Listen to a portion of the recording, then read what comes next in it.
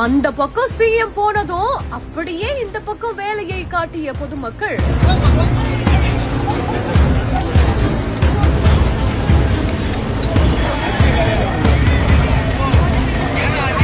கண்ணிமைக்கும் நேரத்தில் காணாமல் போன வாழை தார்கள். பொதுமக்களின் செயலால் போலீஸ் செய்த அதிர்ச்சி செயல்.